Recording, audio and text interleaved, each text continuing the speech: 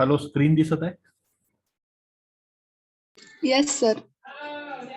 So today we shall start a new topic of this last unit, that is synthetic dyes. So these are dyes are the colored substances which, when applied on a material like fiber, paper, or leather, it imparts a permanent color to the articles. Okay. So dies study करायच्या आधी आपल्याला काही म्हणजे theories माहित असणं आवश्यक आहे. त्या थेरीज म्हणजे कलर्सच्या थेरीज आपल्याला माहित असणे आवश्यक आहे. अँड फॉर दॅट ऑटोविट्स या नावाच्या सायंटिस्टनी थेरी दिलेली आहे, that was for colour in 1876. So according to Otto Witt theory, color theory, a dye is made up of two essential kinds of parts, a chromophores and auxochromes. We know that these chromophores, what are chromophores and auxochromes, because we have seen in the ultraviolet and visible spectroscopy. आपल्याला हे chromophores आणि ऑक्झोक्रोम्स काय आहे ते आपण ultraviolet आणि visible spectroscopy मध्ये पाहिलेलं आहे. पण तरी आता थोडं आपण हे घेऊन थोडं त्याचं हे घेऊन घेऊ आपण थोडं शॉर्ट मध्ये. ठीक आहे. तर क्रोमोफोर्स म्हणजे क्रोमो म्हणजे कलर, फोर्स म्हणजे ग्रुप्स. जे ग्रुप्स कलर देतात कंपाऊंडला, एखाद्या कंपाऊंडला, that is called as chromophores. Okay. Generally these chromophores are un unsaturated compounds. हे जे क्रोमोफोर्स असतात ते अनसॅच्युरेटेड ग्रुप्स असतात, सॉरी कंपाऊंड्स नाही, अनसॅच्युरेटेड ग्रुप्स असतात. And these impart colour to the particular substance म्हणा किंवा particular compound. What are auxochromes? These auxochromes are also groups which intensify the color. Okay, which increases the intensity of a color. Color ची intensity वाढवण्यासाठी support करणारे जे groups आहेत त्याला आपण auxochromes असं म्हणतो. So according to Otto Witt theory, colour theory, any dye, we know that the dye are the colourful substances. आपल्याला माहिती आहे की डाय हे कलर्ड सबस्टन्सेस असतात. तर त्या डायज मध्ये काय असायला पाहिजे? दोन पार्टनी तो बनलेला असायला पाहिजे, एक तर क्रोमोफोर्स अँड ऑक्झोक्रोम. क्रोमोफोर म्हणजे कलर देणारा जो ग्रुप असतो, that is called as chromophore. And auxochromes means the groups which increases the intensity of colour of that substance म्हणा किंवा of that compound. Okay. So he designated a group that produces a colour called as chromophore. Chroma म्हणजे colour, phores म्हणजे carrier म्हणा किंवा groups म्हणा. Chromophores R unsaturated groups, हे सांगितलं तुम्हाला. Presence of at least one such group is essential to produce a color in organic compound, and molecule containing such group is called as chromogen. आता ज्या molecule मध्ये, ज्या कंपाऊंड मध्ये colour असणारे म्हणजे क्रोमोफोर्स असतात त्यांना आपण क्रोमोजन्स असं म्हणतो. ओके. तर क्रोमोजन, क्रोमो म्हणजे कलर, जन म्हणजे जनरेटर. ओके. कलर जनरेटर जे कंपाऊंड्स असतात त्यांनाच कलर असतो, स्पेसिफिक कलर असतो. Okay. Some most effective chromophores are nitroso, that is single bond and double bond O. हा एक ग्रुप आहे नायट्रोसो ग्रुप. इथे अनसॅच्युरेटेड ग्रुप आहे, therefore it is a chromophore. Then nitrite group NOO, that is nitro group. Nitro group सुद्धा हा काय आहे? Chromophore आहे. Azo group, single bond nitrogen, double bond nitrogen, single bond. This azo group is also a chromophore. नंतर quinoid group, हा quinoid group आहे. नंतर oxoquinoid group, that is like this. हा पॅराक्विनॉइड, हा ऑक्झोक्विनॉइड ग्रुप. सो जिथे जिथे double bonded compound किंवा double bonded group आहे, that is a chromophore. Okay. Carbon carbon double bond, it is also chromophore. Carbon triple bond nitrogen, it is also chromophore. Carbon double bond oxygen, carbonyl group, it is also chromophore. Means chromophore, it is the group which is unsaturated group, it impart color to the compound. हे असं कोण म्हणतात? ऑटोविट theory. ऑटोविट थेरीच्या म्हणण्यानुसार की जो compound म्हणजे डाय हा जो कंपाऊंड आहे हा कलर्ड असतो due to the presence of chromophores and auxochromes in it. Okay. Thus for example nitrobenzene is pale green. आता नुसता नायट्रोबेन्झिनचा फॉर्म्युला जर घेतला, NO2 आणि बेन्झिन, नायट्रोबेन्झिनचा फॉर्म्युला जर आपण पाहिला तर हा नायट्रोबेन्झिन जो आहे पेल ग्रीन आहे. ठीक आहे. Azobenzene is orange red. Paraquinones are yellow and orthoquinones are orange or red. Why? Due to the presence of nitro group in nitrobenzene, azo group in azobenzene, quinones in paraquinone, and orthoquinone जे आहे, हा ऑर्थोक्विनोन आहे. त्या ऑर्थोक्विनोन म्हणजे हा सुद्धा एक क्रोमोफोरच आहे. तर या क्रोमोफोर असल्यामुळे यांचे जे कलर्स आहेत ते या पद्धतीने कलर्स आहेत. ठीक आहे. Certain other unsaturated group produce colour only when several of them are present in a molecule and when they are conjugated. समजा कार्बन कार्बन डबल बॉन्ड आहे, तर फक्त कार्बन कार्बन डबल बॉन्ड एकटाच असल्याने तो वेव्हलेंथ तर जास्त ऍब्सॉर्ब करेल, पण त्याच्या कंज्युगेशन मध्ये जर अजून डबल बॉन्ड्स असतील, कंज्युगेटेड सिस्टीम ऑफ डबल बॉन्ड्स असतील, तर तो जास्त वेव्हलेंथचा कलर, जास्त वेव्हलेंथ ऍब्सॉर्ब करेल. जास्त वेव्हलेंथ ऍब्सॉर्ब करेल याचा अर्थ काय? जास्त अनसॅच्युरेशन राहिलं तर जास्त वेव्हलेंथ म्हणजे कमी एनर्जीचा लाईट ऍब्सॉर्ब करेल, and therefore the compounds appear to be a coloured compound. Okay. दस तो हा आता ऍसिटोन मध्ये सुद्धा कार्बोनिल ग्रुप आहे, CH3 सी डबल बॉन्ड ओ आहे, म्हणजे क्रोमोफोर आहे पण तरी तो कलरलेस आहे. ठीक आहे. Biacetyl is yellow colour. आता ऍसिटोन जो आहे हा कलरलेस आहे. बाय ऍसिटल जो आहे, बाय ऍसिटल म्हणजे CH3 सी डबल बॉन्ड ओ CH2 अजून CH2 झालं, त्याच्यानंतर सी डबल बॉन्ड ओ CH3, म्हणजे इथे काय आहे, कार्बोनिल ग्रुप जो आहे तो कंज्युगेशन मध्ये आहे. तर कंज्युगेशन मध्ये असल्यामुळे त्याला येलो कलर येतो. ठीक आहे. म्हणजे कंज्युगेशन जर वाढत गेलं तर कंज्युगेशन जर वाढत गेलं तर that compound will absorb light with higher wavelength, and if the compound is absorbing light with higher wavelength then it appears colourful. Certain groups, while not producing color themselves, are able to intensify the color when they are present in a molecule together with chromochrome. मी सांगितलं तुम्हाला ऑक्झोक्रोम काय आहे. Auxochrome हे स्वतः colour देत नाही, पण जेव्हा क्रोमोफोर सोबत प्रेझेंट असतात, जेव्हा क्रोमोफोर सोबत हे ऑक्झोक्रोम्स लागलेले असतात, तेव्हा त्या क्रोमोफोरचा जो कलर आहे तो इंटेन्सिफाय करतात. ठीक आहे. म्हणजे एखादा पेल येलो असेल तर तो ब्राईट येलो करेल या पद्धतीने. ठीक आहे. म्हणजे ऑक्झोक्रोमचं काम काय आहे? They are not a colourful compound, colourful, they are not responsible for colour. Auxochromes are not responsible for colour, but if these auxochromes are present with along with chromophore, then they will intensify the color of that chromophore. तर असे कोणते groups आहे auxochrome? हे OH group झालं, OR group आहे, NH2 group, NHR group, amine group, हे secondary amine group, primary amine group, हे जे आहे सगळे ऑक्झोक्रोम्स आहे. ठीक आहे. दस नायट्रोफिनॉल्स अँड नायट्रोएनिलिन. आता पहा, नायट्रोफिनॉल मध्ये OH ग्रुप आहे आणि नायट्रो ग्रुप आहे, आणि नायट्रोएनिलिन मध्ये काय आहे? नायट्रो ग्रुप आहे आणि NH2 ग्रुप आहे. They are more intensely coloured than nitrobenzene. Nitrobenzene मध्ये फक्त एक क्रोमोफोरच आहे, नायट्रो ग्रुप आणि बेन्झिन आहे. ठीक आहे. तर याच्यामध्ये फक्त क्रोमोफोर आहे, तर याच्यापेक्षा जास्त इंटेन्सिफाय कोण आहे? नायट्रोफिनॉल, कारण OH ग्रुप आहे इथे जो ऑक्झोक्रोम आहे, आणि नायट्रोएनिलिन मध्ये NH2 ग्रुप आहे जो ऑक्झोक्रोम आहे. त्याच्यामुळे यांचे जे कलर्स आहे हे जास्त ब्राईट कलर आहे than nitrobenzene and aniline. Okay. They are deep yellow or orange colour. म्हणजेच काय, की एखाद्या कंपाऊंड मध्ये क्रोमोफोर्स असणं, हे जे क्रोमोफोर आता आपण पाहिले, अझो झालं, नायट्रो झालं, हे जे क्रोमोफोर पाहिले, तर हे क्रोमोफोर काय करतात? त्या कंपाऊंडला कलर देतात, पण त्या कलरला जास्त इंटेन्सिफाय करायचं काम कोण करतं? ऑक्झोक्रोम करतात. जे ग्रुप्स कलर जो आहे कंपाऊंडचा तो जास्त इंटेन्सिफाय करतात त्यांना आपण ऑक्झोक्रोम म्हणतो. ऑक्झो याचा अर्थ एड, आणि फोर म्हणजे group, aiding group, colour aiding group. Aid म्हणजे मदत करणे त्या कलरला जास्त इंटेन्सिफाय व्हायसाठी. ओके. That is called as auxochrome. So this was all about Otto Witt theory. Otto Witt थेरीचे दोन गोष्टी लक्षात ठेवायच्या आहेत. ऑटोविट थेरीच्या म्हणण्यानुसार जो काही डाय असतो तो दोन एसेन्शियल पार्ट्सनी बनलेला असतो, एक क्रोमोफोर आणि ऑक्झोक्रोम. त्याच्यातला क्रोमोफोर म्हणजे काय? That is a unsaturated group which is responsible for a colour in a compound. And second, ते ग्रुप कोणते आहे हे सांगितलंय मी तुम्हाला. नायट्रोसो ग्रुप असेल, नायट्रो ग्रुप असेल, अझो ग्रुप असेल, क्विनॉइड असेल, पॅराक्विनॉइड किंवा ऑर्थोक्विनॉइड हे ग्रुप असेल, हे सगळे क्रोमोफोर्स आहेत. आणि दुसरा पार्ट कोणता? ऑक्झोक्रोमनी बनलेला असतो, जे की ग्रुप कोणते आहे? OH group, OR group, NH2. याच्यात अनसॅच्युरेशन नाही राहत. याच्यात अनसॅच्युरेशन राहते क्रोमोफोर मध्ये. ऑक्झोक्रोम काय करतात? हे समजा क्रोमोफोर सोबत प्रेझेंट राहिले तर त्या कंपाऊंडचा जो कलर आहे त्या कलरला जास्त इंटेन्सिफाय करतात. ठीक आहे. तर हे झालं ऑटोविट थेरी. नंतर मॉडर्न थेरी ऑफ कलर. याच्या म्हणण्यानुसार when the white light falls on A substance, एखाद्या सबस्टन्सवर जेव्हा व्हाईट लाईट पडतो तेव्हा the light may be completely reflected.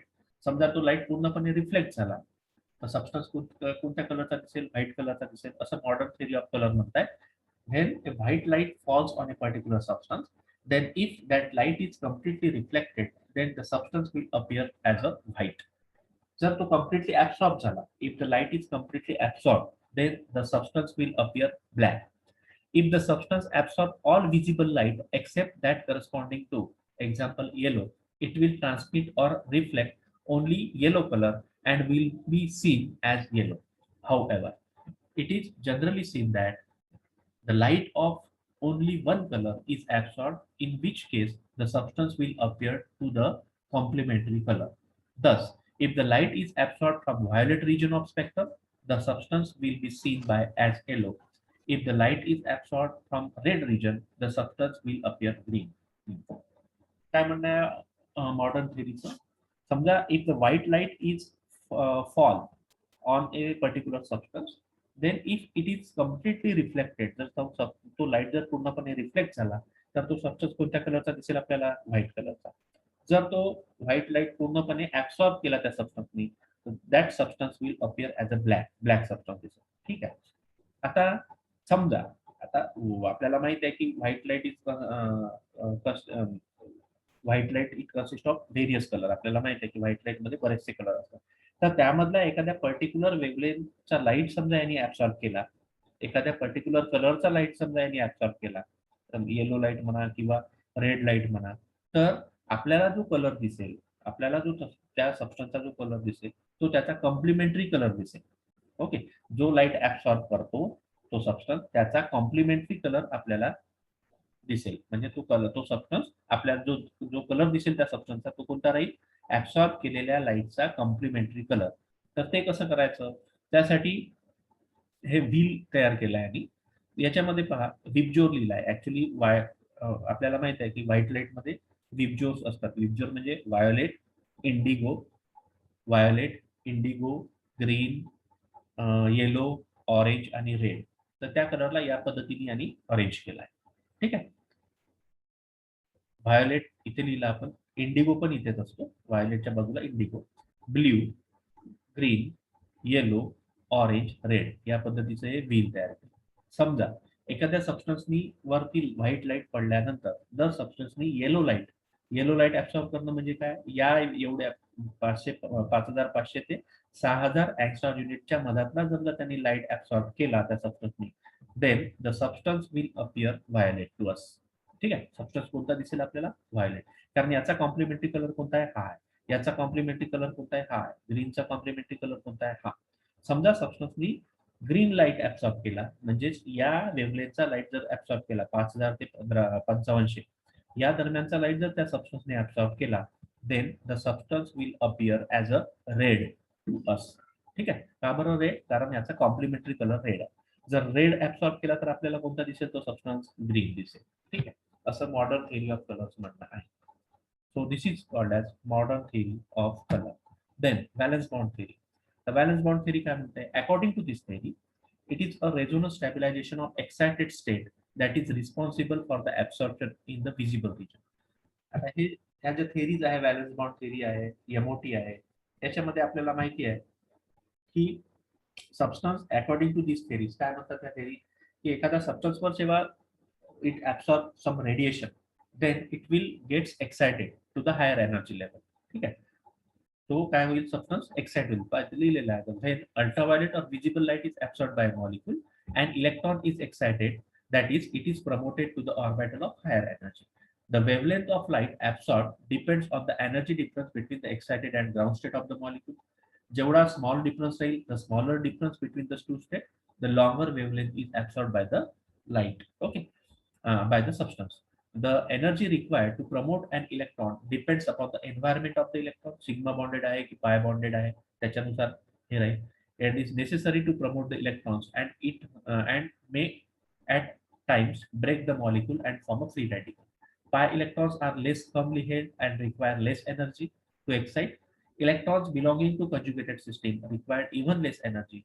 And conjugation and resonance stabilize the excited state by sharing the delocalization of a higher energy of the excited electrons. Conjugation and resonance increase the wavelength of light, also increases याचं म्हणणं काय balance bond थेरीचं? Balance bond थेरीच्या म्हणण्यानुसार जो ground state मधला आणि excited state मधला जो energy difference राहील तो जितका कमी राहील, ग्राउंड स्टेट मॉलिक्यूलचा ग्राउंड स्टेट आणि एक्साइटेड स्टेट याच्यामधला एनर्जी डिफरन्स जो आहे तो जितका कमी राहील तितक्या जास्त वेव्हलेंथचा लाईट तो मॉलिक्यूल ऍब्सॉर्ब करेल.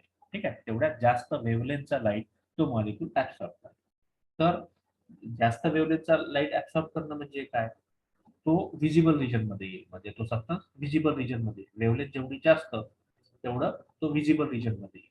व्हिजिबल रिजन मध्ये येईल म्हणजे काय? तो कंपाऊंड अपियर कलर. आता हे कशावर डिपेंड आहे? समजा जे इलेक्ट्रॉन्स आहेत त्या कंपाऊंड्स मध्ये फक्त नुसते सिग्मा बॉन्ड्स असतात. आपल्याला माहित आहे की सिग्मा बॉन्ड मधले जे इलेक्ट्रॉन्स आहेत ते स्ट्रॉंगली हेल्ड असतात, त्यांचं एक्सायटेशन इझिली होत नाही, म्हणून जास्त एनर्जी लागते आपल्याला. बरोबर आहे? जास्त एनर्जी लागते म्हणजे जास्त एनर्जीचा लाईट ऍब्सॉर्ब करावा लागेल. जास्त एनर्जीचा लाईट जर ऍब्सॉर्ब केला याचा अर्थ कमी वेव्हलेंथचा लाईट ऍब्सॉर्ब केला. म्हणून generally those compounds which contains a sigma bond only they are colourless. ठीक आहे, का बरं कलरलेस असतात ते? कारण त्यांना ते इलेक्ट्रॉनच्या एक्सायटेशन साठी जी काही एनर्जी लागते ती जास्त एनर्जी लागते.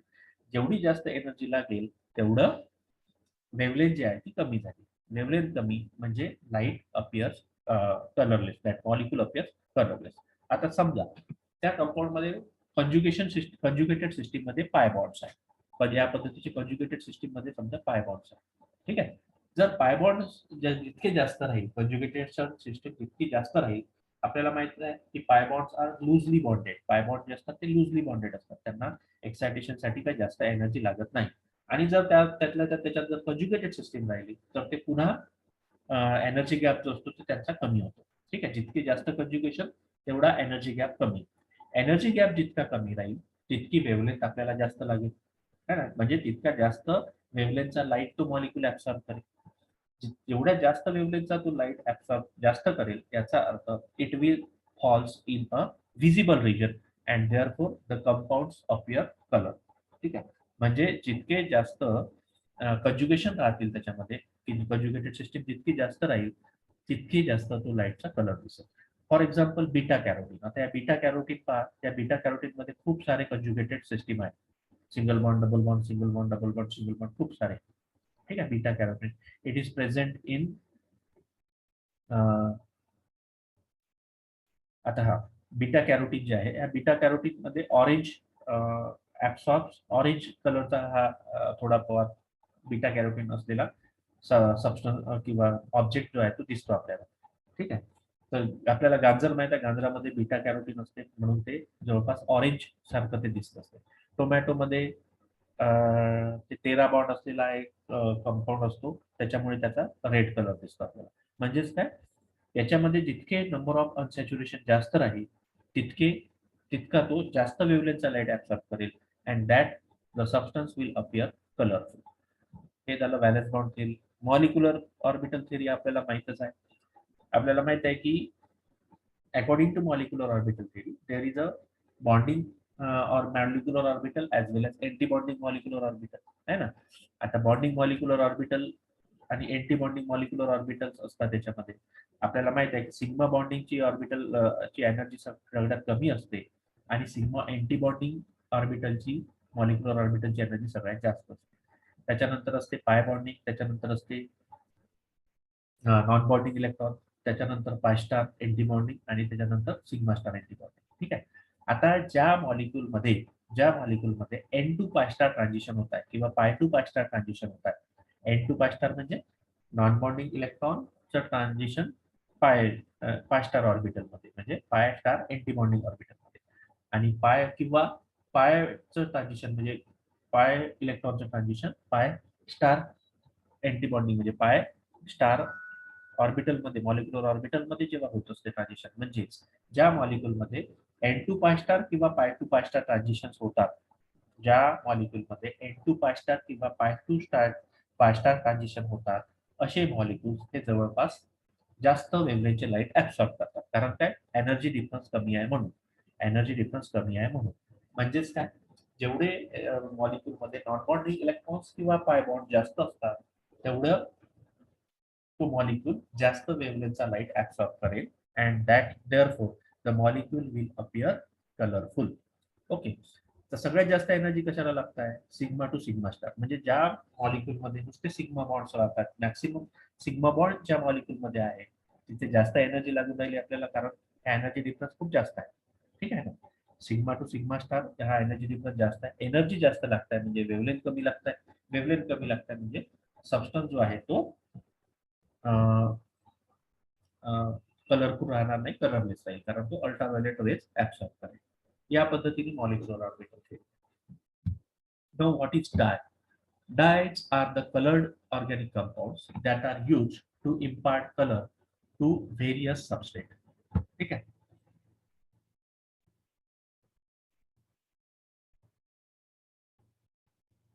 डायची मी डेफिनेशन तुम्हाला सांगितली. Dyes are colored organic compounds that are used to impart color to various substances, including paper, leather, fur, hair, drugs, cosmetic, waxes, grease, plastic, and textile material. ठीक आहे. तर हे झाली definition. It is a coloured compound which when applied on a material like this, then it will impart a permanent color to these articles. Okay. So a dye is a colored compound normally used in solution which is capable of being fixed to a fabrics. आपण fabrics कपड्याला वगैरे जे डाय लावतो तर ते solution मध्ये use करतात, त्याच्यामुळे ते काय चिपकून राहतात त्याला. To be of use dyes must possess the following 4 properties. डाईजच्या या 4 प्रॉपर्टीज असल्या पाहिजे. एक तर तो कलरफुल असला पाहिजे, वॉटरमध्ये सॉल्युबल असला पाहिजे, आणि त्याची ability to absorb and retain by fibre. ठीक आहे, फायबरला तो चिपकून राहायला पाहिजे. और किंवा or to be chemically combined with it, म्हणजे फायबर सोबत केमिकल रिएक्शन होऊन तो त्याला चिपकून राहायला पाहिजे. आणि ॲबिलिटी टू विथस्टँड वॉशिंग, म्हणजे वॉश केलं तरी निघाला नाही पाहिजे, ड्राय क्लिनिंग केलं तरी निघाला नाही पाहिजे, आणि लाईटला एक्सपोज केला तरी तो निघाला नाही पाहिजे. त्यालाच आपण डाय. ठीक आहे. नाही तर असे बरेचसे कलर असतात जे धुतल्यावर निघून जातात, पण ते कलर हे डाय नाही. Dye it gives a permanent colour to the fabrics or to these articles. A dye has a color due to the presence of chromophore and its fixed property to the acid or basic groups such as OH. म्हणजे हे सगळे ऑक्झोक्रोम्स आहे. The polar oxochrome makes the dye water soluble and binds the dye to the fabrics by interaction with oppositely charged group of the fabric structure. तर हे झालं dyes विषयी. Dyes विषयी म्हणजे डायच्या डेफिनेशन विषयी, की डाय हा असा कलरफुल ऑर्गॅनिक कंपाऊंड आहे जो आर्टिकल्सला, व्हेरियस आर्टिकल्सला तो परमनंट कलर देतो. तर या सगळ्या प्रॉपर्टीज असल्या पाहिजे डायज मध्ये, म्हणजे तो चांगला डाय आहे असं समजायचा. आणि आपल्याला माहित आहे की डायचा जो कलर असतो तो क्रोमोफोर मुळे असतो, आणि जे काही त्याला ऑक्झोक्रोम ग्रुप लाभलेले असतात ते त्या कलरला इंटेन्सिफाय करतात, शिवाय ते वॉटर सोबत सॉल्युबल व्हायला सुद्धा त्या डायला मदत करतात. Classification of dyes. डाईजचं classification on the basis of chemical constitution. Chemical constitution कसं आहे त्याचं, त्याच्या बेसवर डायचं क्लासिफिकेशन केलं आपण. ए, नायट्रो और नायट्रोसोडा. तर ज्या डाईज मध्ये NO2 ग्रुप असेल किंवा N डबल बॉन्ड O, हा nitroso group, N double bond O, it is a nitroso group, it is a nitro group, हे जे ते प्रेझेंट असतील, हा क्रोमोफोर असेल, त्याला आपण म्हणू नायट्रो किंवा नायट्रोसो डाय. यामध्ये जनरली OH ग्रुप जो असतो तो ऑक्झोक्रोम असतो. ठीक, म्हणजे नायट्रोसो डाय मध्ये किंवा नायट्रो डाय मध्ये क्रोमोफोर हा असतो आणि ऑक्झोक्रोम काय असतो, OH. For example picric acid. Picric ऍसिडचा फॉर्म्युला आपल्याला माहिती आहे, बेन्झीन रिंग म्हणजे फिनॉल असतो पूर्ण, आणि 246 पोझिशनला NO2 ग्रुप असतो. That is the formula of picric acid. So picric acid is also a dye. So it is a nitroso dye or nitro dye. It is a nitro dye कारण NO2 group असतो म्हणून. Then अझोडाय. अझोडाय मध्ये chromophore कोणता असतो, N double bond N, हा chromophore असतो, आणि auxochrome it may be OH group, it may be COH group, it may be NH2 group, हे सगळे ऑक्झोक्रोम असतात. मोनो अझोडाय मध्ये एक अझो ग्रुप असतो, या ग्रुपला अझो ग्रुप म्हणतात. नायट्रोजन डबल बॉन्ड नायट्रोजन याला अझो ग्रुप म्हणतात. मोनो अझोडाय मध्ये एक अझो ग्रुप असतो, एक्झाम्पल मिथिल ऑरेंज आहे. डायअझो डाय असतो, डायअझो डाय मध्ये दोन अझो ग्रुप्स असतात, आणि याचं एक्झाम्पल आहे कॉंगो रेड. ठीक आहे. देन ट्रायफिनिल मिथेन डाय. हे क्लासिफिकेशन केलं आहे आपण केमिकल कॉन्स्टिट्यूशनच्या बेसवर. केमिकल कॉन्स्टिट्यूशनच्या बेसवर म्हणजे काय, त्याचं केमिकल स्ट्रक्चरच्या बेसवर आपण याचं क्लासिफिकेशन केलं आहे डायचं.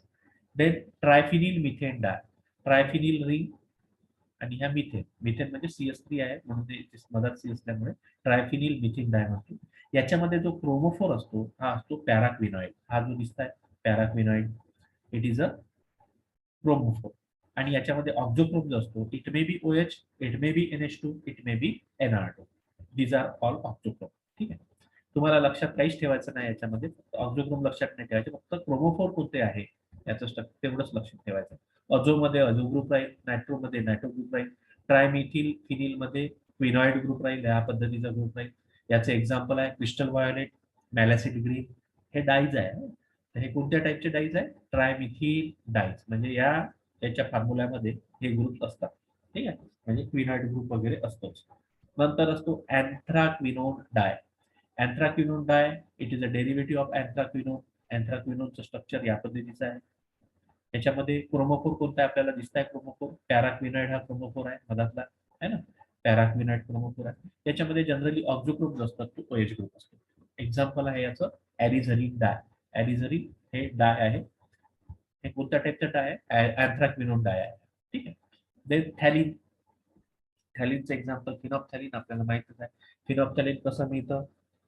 Bye the condensation of phthalic anhydride आणि फिनॉल. फिनॉल आणि थॅलिक अनहायड्राइडचा कंडेन्सेशन केलं in presence of concentrated H2SO4, then we get a phthalein dye. हा जो थॅलिन ग्रुप असतो it is present in phenolphthalein. For example phenolphthalein. Then xanthene dye. Xanthene dye it is derived from xanthene. याचं example आहे fluorescein, eosin. हे जे आहे fluorescein हे आणि इओसिन, याच्यामध्ये फ्लोरोसन्स फिनॉमिनन होतात. तर त्याच्यामध्ये जो ग्रुप असतो हा झॅन्थिन ग्रुप असतो. याच्यामध्ये थॅलिन ग्रुप असतो. फिनोप्थॅलिन मध्ये थॅलिन ग्रुप असतो. ठीक आहे. तर xanthene dye it is derived from xanthene. So depending on the chemical constitution these dyes are classified in this way. Then on the basis of their application of fiber, application fibre वरती जे application करतो त्याच्या बेसिसवर काही डाय classify केलेले आहेत. तर पहिलं आहे क्लासिफिकेशन ऍसिड डाय. आता ऍसिड डाय लिहिलेलंच आहे, त्याच्यामध्ये काय असलं पाहिजे? सोडियम साल्ट ऑफ ऍसिड असायला पाहिजे. Like sulphonic acid, carboxylic acid, phenolic acid. Okay, याचा सोडियम साल्ट असायला पाहिजे, त्यांना आपण ऍसिड डाय म्हणू. फॉर एक्झाम्पल पिक्रिक ऍसिड आहे, मिथिल ऑरेंज आहे. दीज आर ऍसिड डाय. हे कशाच्या बेसवर आपण क्लासिफाय केलेलं आहे? Application of fibre. याच्या आधी जे याच्या आधी जे क्लासिफिकेशन पाहिलं हे केमिकल कॉन्स्टिट्यूशन, म्हणजे केमिकल कॉन्स्टिट्यूशन कसं आहे त्याचं, त्याच्यावरून आपण त्याचं क्लासिफिकेशन केलं होतं. आता अप्लिकेशन करतोय आपण फायबर्स वरती, त्याच्या बेसवर क्लासिफिकेशन करतो आपण. तर पहिले ऍसिड डाय. ऍसिड डाय मध्ये काय असलं पाहिजे? Sodium salt of acid like sulphonic acid, phenolic acid. याचे एक्झाम्पल आहे picric acid, methyl orange. Basic dye मध्ये बेसिक ग्रुप असला पाहिजे, अमिनो ग्रुप म्हणा, OH ग्रुप म्हणा. These are the basic group. याचं एक्झाम्पल आहे क्रिस्टल व्हायोलेट आणि मिथिलिन ब्ल्यू. Methylene blue. ठीक आहे. बेसिक डाय मध्ये क्रिस्टल व्हायोलेट आणि methylene blue, these are the example. Direct dye. Direct dye मध्ये these are water soluble and can be. Direct dye जे असतात ते वॉटर सॉल्युबल असतात आणि आपल्याला डायरेक्टली ते अप्लाय करता येतात फायबर्सवर. ठीक आहे.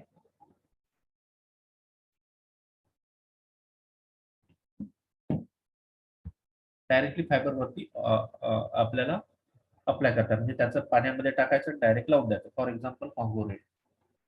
Modern dye. त्या मॉडर्न डाय मध्ये आपण डायरेक्टली अप्लाय करू शकत नाही. दे cannot be directly applied on the fabrics but requires a substance. त्याच्यासोबत एक सबस्टन्स लागतो, त्याला मॉडर्न असं म्हणतात. ठीक आहे. मॉडर्न डाईज अप्लाय करा डायरेक्टली आपल्याला अप्लाय करता येत नाही, त्याच्यासोबत एक सबस्टन्स आपल्याला युज करावा लागतो. त्या सबस्टन्सला आपण मॉडर्न म्हणतो. जनरली जे मेटल साल्ट्स आहेत ते मॉडर्न म्हणून युज केल्या जातात. ठीक आहे. दे आर कॉल्ड एज मॉडर्न, generally metal salts. Fabric first soak in metal salt solution. Metal साल्टचं सोल्युशन बनवायचं, त्याच्यामध्ये पहिले आपण ते फॅब्रिक्स टाकायचं, जो काही कपडा वगैरे टाकायचा आहे तो पहिले त्याच्यात टाकायचा आणि नंतर ते डायच्या सोल्युशन मध्ये त्याला डीप करायचं. And then dip in a dye solution. Colour of this dye depends upon the metal ion. आता हे मेटल साल्टचं जे सोल्युशन आपण युज केलं होतं, पहिले काय करायचं? मॉडर्न डायज जे आहे ते लावताना पहिले आपण मेटल साल्टचं सोल्युशन बनवतो, त्याच्यामध्ये ते फॅब्रिक्स पहिले डीप करतो आपण, तिथून काढून त्याच्यानंतर जे डायचं सोल्युशन आहे त्याच्यामध्ये डीप करतो. तर जो कलर येईल त्या डायचा तो कोणता येईल? It depends upon the metal ion. Metal साल्टचं सोल्युशन कोणतं घेतलं आपण त्याच्यावरती त्या डायचा कलर डिपेंड आहे.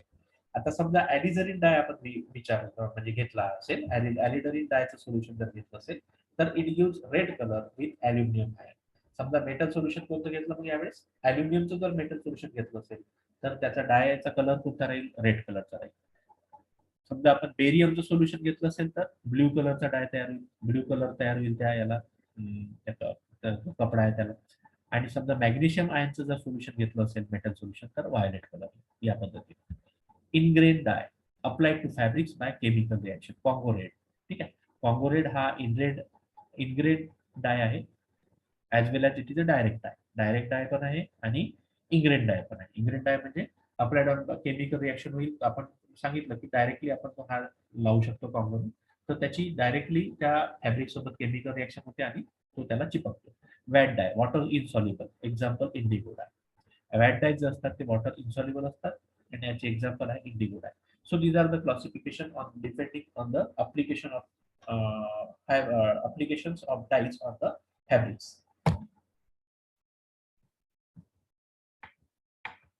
नंतर synthesis and uses of some dies.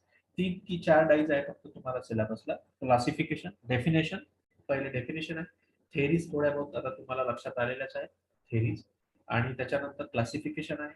2 टाईपचं क्लासिफिकेशन, केमिकल स्ट्रक्चरच्या बेसवर आणि दुसरं क्लासिफिकेशन कशाच्या बेसवर? त्याचं अप्लिकेशन फायबर्सवर कसं आहे त्या दोनच्या याच्यावरती त्याचं क्लासिफिकेशन आहे डाईजचं. नंतर आपण पाहता काही डाईजचं सिंथेसिस आणि यूज पाहता. आता एक आहे कॉंगो रेड सिलेबसमध्ये तुमच्या. कॉंगो रेड हा डाय आहे. आता आताच आपण पाहिलं it is an example of azo dye. अजोडायमध्ये आपण कॉंगो रेड त्याचं एक्झाम्पल पाहिलं होतं. हा अजोडाय आहे. अजोडाय आहे म्हणजे काय? याच्यामध्ये अजो ग्रुप आहे. And direct dye. Direct dye आताच पाहिलं आपण. डायरेक्ट डाय म्हणजे काय? It can be directly applied in a solution to the fabrics. फॅब्रिक्समध्ये याचं वॉटरमध्ये याचं सोल्युशन करायचं आणि डायरेक्टली आपण हे लावू शकतो फॅब्रिक्सला. ठीक आहे. म्हणून याला डायरेक्ट डाय म्हणतात. It is prepared by coupling tetraazotized benzidine with 2 molecules of 1-naphthylamine 4-sulfonic acid. ठीक आहे. तर इथे काय केलंय? टेट्राअझोटाइज बेन्झिडीन घेतलाय. अझोटाइज बेन्झिन म्हणजे काय? त्याचं अझोटायझेशन केलं आपण. अझोटायझेशन म्हणजेच काय? अझो ग्रुप डेव्हलप केला आपण. त्याच्यासाठी बेन्झिडीन घेतला आपण पहिले. हे बेन्झिडीनचा फॉर्म्युला NH2. हा बेन्झिडीनचा फॉर्म्युला. याचं डायअझोटायझेशन केलं. आपल्याला माहिती आहे की diazotization is done in at a cold condition. जवळपास 0 ते 5 डिग्री सेल्सिअसवर आपण डायअझोटायझेशन करतो. आणि याच्यासाठी वापरतो आपण NaNO2 आणि HCl. सोडियम नायट्राइट आणि HCl हे वापरतो आपण. याच्यामुळे काय होतं? जो अमाइन ग्रुप आहे NH2 ग्रुप आहे it gets converted into N double bond N. Okay. आणि HCl लागल्यामुळे इथे Cl तयार होतं. तर हे जे तयार झालेलं आहे याला म्हणतो टेट्राअझोटाइज बेन्झिडीन. ठीक आहे. टेट्राअझोटाइज बेन्झिडीन या पद्धतीचा बेन्झिडीन घेतलं त्याचं डायअझोटायझेशन केलं. आपल्याला टेट्राअझोटाइज बेन्झिडीन मिळालं म्हणजे N double bond NCl N double bond NCl. तर NH2 ग्रुपचं N डबल बॉन्ड NCl हे जे लावायचं असेल तर आपल्याला कशासोबत रिएक्शन करावी लागेल? त्याचं डायअझोटायझेशन करावं लागतं आणि डायअझोटायझेशन इज डन बाय NaNO2 आणि HCl. आता हे आपल्याला टेट्राअझोटाइज बेन्झिडीन मिळालं. याची रिएक्शन कशासोबत करायची? आपल्याला 2 मॉलिक्युल्स घ्यायचे आहे. एक इकडून आणि एक इकडून घेतला आपण मॉलिक्युल. कशाचा? 1 नॅफ्थॅलेमिन 1 नॅफ्थिलॅमाइन 1 2 3 4 4 सल्फोनिक ऍसिड. 1 नॅफ्थॅलामाइनचा फॉर्म्युला माहिती आहे आणि चौथ्या पोझिशनवर सल्फोनिक ऍसिडचा ग्रुप लावून द्यायचा. So it becomes 1 नॅफ्थॅलामाइन 4 sulphonic acid. ठीक आहे. हे 2 मॉलिक्युल घेतले. याच्यातल्या हा जो हायड्रोजन आहे इथला हायड्रोजन ऑर्थो पोझिशन मध्ये NH2च्या ऑर्थो पोझिशनवरचा HCl सोबत कंबाईन होऊन हे बाकीचं जोडून द्यायचं याला to form a Congo red. जो काय फॉर्म्युला मिळेल तो फॉर्म्युला मिळेल आपल्याला कॉंगो रेड. आपल्याला माहिती आहे की हा अजोडाय आहे. अजोडाय असल्यामुळे याच्यामध्ये अजो ग्रुप्स आहे ना. Therefore it is a formula of Congo red. आता याची युजेस काय आहे? It is a dark red dye used for direct dyeing of copper and paper. Paper आणि कॉपर आपल्या कॉटनच्या डायरेक्ट डाईंग साठी याला यूज करतो. It is also use as an indicator. बऱ्याचशा याच्यामध्ये याला आपण यूज करत असतो इंडिकेटर म्हणून. Which is red in alkali. अल्कलीमध्ये हा रेड कलरचा असतो, अल्कलीमध्ये NaOH बेसिक सोल्युशन मध्ये हा रेड कलरचा असतो आणि ऍसिड सोल्युशन मध्ये हा ब्ल्यू कलरचा असतो. ठीक आहे. Blue colour pH equal to 3 आणि स्ट्रॉंग ऍसिड असेल pH इक्वल टू 3 असेल तर तो ब्ल्यू कलरचा दिसतो आणि pH समजा 3च्या वरती असेल, वीक ऍसिड असेल म्हणजे तो अल्कली असेल तर आपल्याला रेड कलरचा दिसतो. ठीक आहे. तर this is about a Congo red. Then second is crystal violet. Crystal violet, it is a triphenyl methylene dye.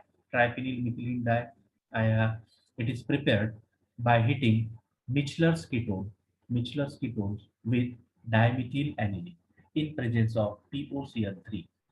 The product, when treated with HCl, gives a dye. ठीक आहे. मिचलर्स कीटोन आपल्याला पहिले याचा फॉर्म्युला माहित असणं आवश्यक आहे. याच्यामध्ये या दोन रिंग्स असतात. डायमिथिल अमीनच्याच रिंग आहे, डायमिथिल अॅनिलिनच्याच रिंग आहे.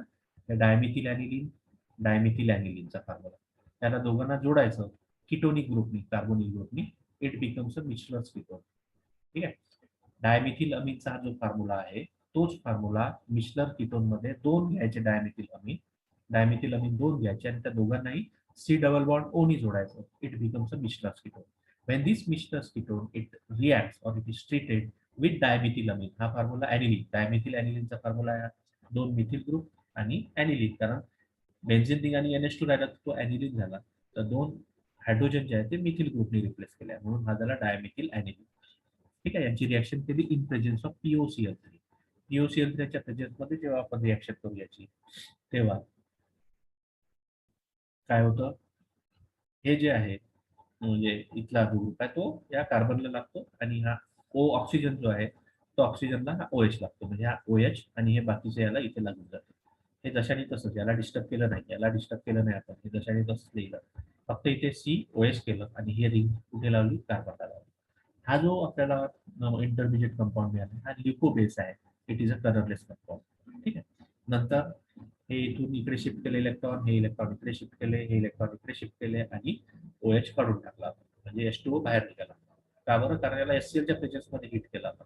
HClच्या प्रेझेन्स मध्ये हिट केल्यानंतर HCl मधला H आणि हा OH, H2O बाहेर निघाला आणि आपल्याला या पद्धतीचा कंपाऊंड मिळाला. याचं नाव आहे क्रिस्टल वायोलेट. तर टाइम संपलेला आहे. आपण नेक्स्ट लेक्चर मध्ये याचा उरलेला पार्ट पाहू आपण. ठीक आहे. तर नेक्स्ट लेक्चर मी उद्या घेईन संध्याकाळी. उद्याचं लेक्चर नाही आपलं, उद्या संध्याकाळी घेतो मी. त्याच्यामध्ये उरलेला पार्ट घेऊ आणि ड्रग्स सुद्धा चालू करू टाकू. ठीक आहे. हॅलो, नोट्स मी तुम्हाला पाठवलेले आहे ग्रुपवरती. हॅलो. हो सर. कुणाला काही प्रॉब्लेम? हॅलो.